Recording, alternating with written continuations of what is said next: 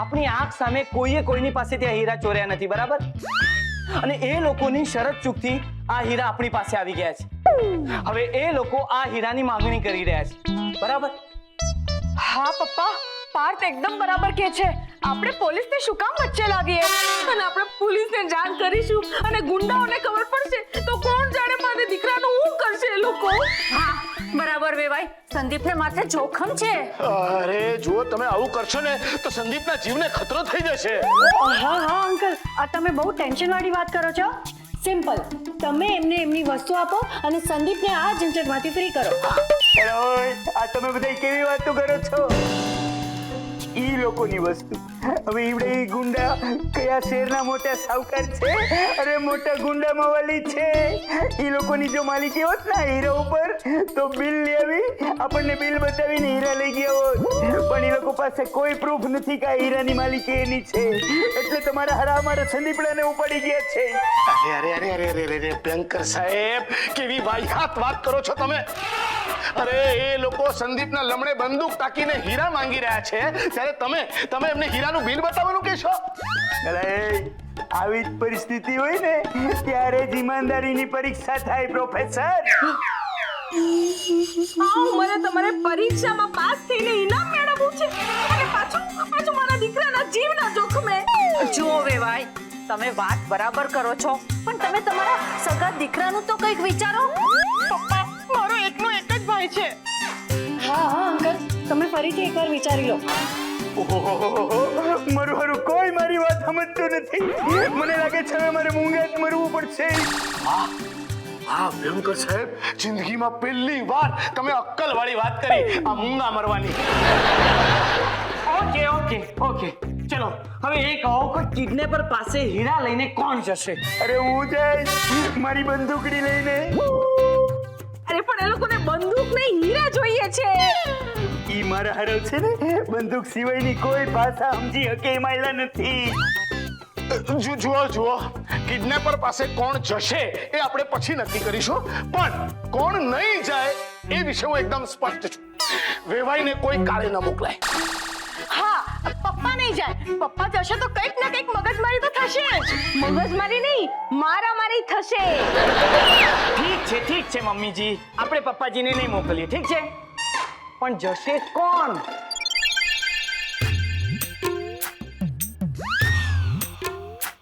આમ તમે સૌ મારી સામે શું જુઓ? તારા સિવાય બીજું કોણ જઈ શકે? ના આપણને એવું કઈ અભિમાન નથી. ના અરે અભિમાન તો અમને તારી બુદ્ધિ માટે છે બેટા. હશે પપ્પા, પણ એ લોકોને છે ને મારી બુદ્ધિ નહીં પણ હીરા જોઈએ છે. એટલે હીરા આપવા માટે તો કોઈ પણ જઈ શકે, તમે પણ જઈ શકો. ના એટલે એમાં છે ને બહુ મોટું જોખમ છે બેટા. શું છે કે નાનપણમાં જ મને છે ને એક જ્યોતિષે કહ્યું છે કે મારું હીરા સાથે લેણું નથી. પણ એ વાત ગુંડાઓ તો નથી જાણતા ને.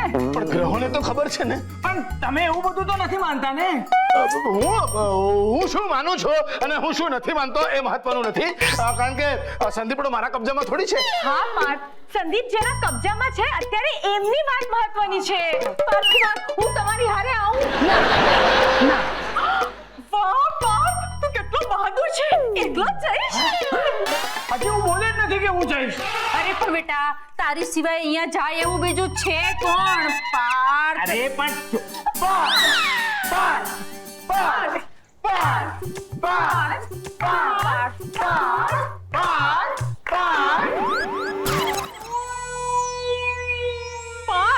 ના ચારું, ના 180 વાર ના ચારું. પ્લીઝ પાર્થ, જો તું જવું કરીશ તો હું ક્યાં જઈશ? જો છત્રી કહી દે કે હું વરસાદનો સામનો નહીં કરું તો, જો વરસાદ કહી દે કે હું આગને નહીં ઓલવું તો, જો આગ કહી દે કે હું કોઈને ગરમી નહીં આપું તો સામાન્ય માણસ ક્યાં જાય પાર્થ? દિશા એકદમ સાચું કહેતી. તું કેટલા ફિલ્મી અને ઘસાઈ ગયેલા ડાયલોગ બોલે છે. દિશા, તારા દિલ પર હાથ રાખીને મને એક વાતનો સાચો જવાબ આપ પાર્થ. જો સંદીપની જગ્યાએ દિશા કિડનેપ થઈ હોત તો તું નહીં ગયો હોત? જો ચારુ, તું હવે મને ઇમોશનલી બ્લેકમેલ કરે છે. ઠીક છે, આઈ એમ સોરી પાર્થ. આજે એક દુખિયારી બેન એના ભાઈને બચાવવા માટે અસહાય થઈને દરેક માર્ગ અપનાવે છે. વેરી સોરી પાર્થ, મને માફ કરી દે, મને માફ કરી દે. ચારુ કેટલું ફિલ્મી બોલે છે તું હો? તો હું શું કરું પાર્થ? મારી પાસે તારી સામે ઘોડો પાથર્યા સિવાય બીજો કોઈ રસ્તો નથી. ખોળો પાથર્યા વિના છૂટકો નથી. ખબરદાર છે, ખબરદાર. હવે એક પણ આમ ફિલ્મી ઘસાઈ ગયેલો ડાયલોગ બોલી છે તું. સોરી પાર્થ, ઠીક છે, ઠીક છે ચારુ, હું જાઉં છું ગુંડા પાસે. Thank you so much Parth.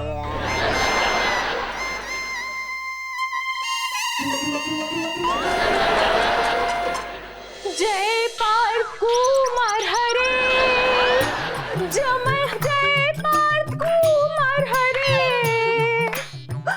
સંદીપને પાછા લઈ આવો, સંદીપને પાછા લઈ આવો, હીરાની થેલી આપી લે.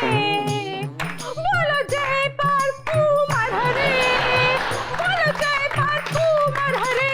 બોલો જય પાર્થ કુમાર દરે. Please please. અરે પણ હજી પત્યું નથી પાર્થ કુમાર. આ લ્યો. કિસ્સાનું મિલી દે. પ્લીઝ પ્લીઝ તમે લોકો આમ આરતી નહીં ઉતારો, મને બહુ ટેન્શન થાય છે. અરે પણ આ આરતીમાં તો સંકટ હરનાર માતાજીનો મહિમા છે. હા બેટા, આ આરતી તો ટેન્શન ઓછું કરે એવી છે.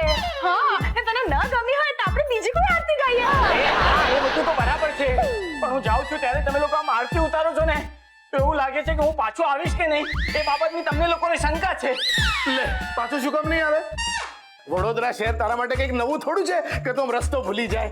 હા, અને આમે તું હોરતા પાછા આવીશ ને પાછ તો સંદીપડો તો તારી હારે હશે, અને સંદીપડાને વૈન્દ્રને બધાય રસ્તાની ખબર હોય.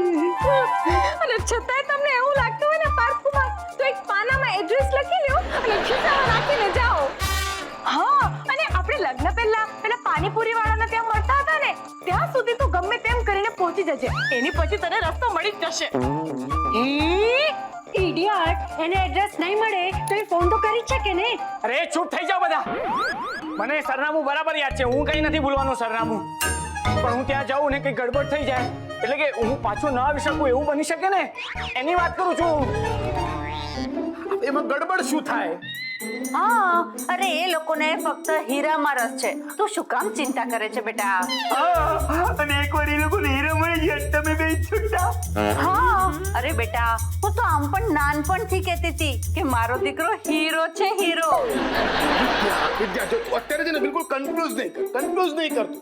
બાળક બેટા, મમ્મી જે તને હીરો કહેતી હતી ને એ વાત અલગ, અને ગુંડાઓ જે તારી પાસે હીરો માંગે છે ને એ વાત અલગ. ઓકે?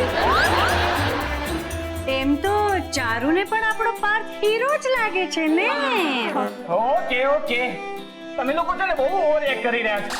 ઠીક છે, હું જાઉં છું હવે. એક મિનિટ ઉભર. આ લઈ. 10 રૂપિયા ખાલી? શું છે ના બસ ભાડાના? કમાલના કંજૂસ લોકો છે આ લોકો.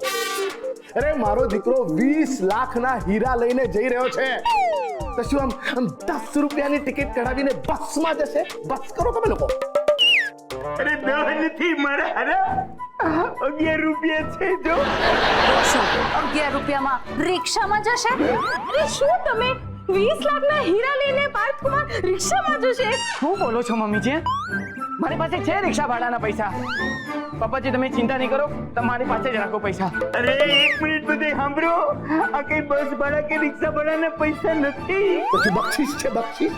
એલા એ કયું નું લબ લબ લબ લબ કરે, મને થોડું ઘડીક બોલી તો લેવા દે, વાત પૂરી કરું. આ 11 રૂપિયા છે ને રિક્ષા ભાડાના નહીં પણ સુકનના છે. શુકનના પૈસા? પપ્પાજી, હું સંદીપના લગ્ન જોડાવા નથી જઈ રહ્યો, ગુંડા પાસેથી છોડાવવા જઈ રહ્યો છું એને. હા હા બેટા, એ હું જાણું છું. તું આ ડોહાડોહીની આતેડી તારવા નીકળો છે, અને તું પાછો આવશે ને તોય તારું નામ થાય, અને ભગવાન કરે ન આવે ને તોય તારું નામ થાય. એક મિનિટ, પાછો શું કામ નહીં આવે? આ બેટા ત્યાંથી ડાયરેક્ટલી ક્યાંક બીજે જવાનો છે તું? અરે ના ના પાર્થ, રાત્રે ક્યાંય નહીં જતો. હા, સવારે ફ્રેશ થઈને તારે જ્યાં જવું હોય ત્યાં જજે. એ ચાલ ચૂપ થઈ જા.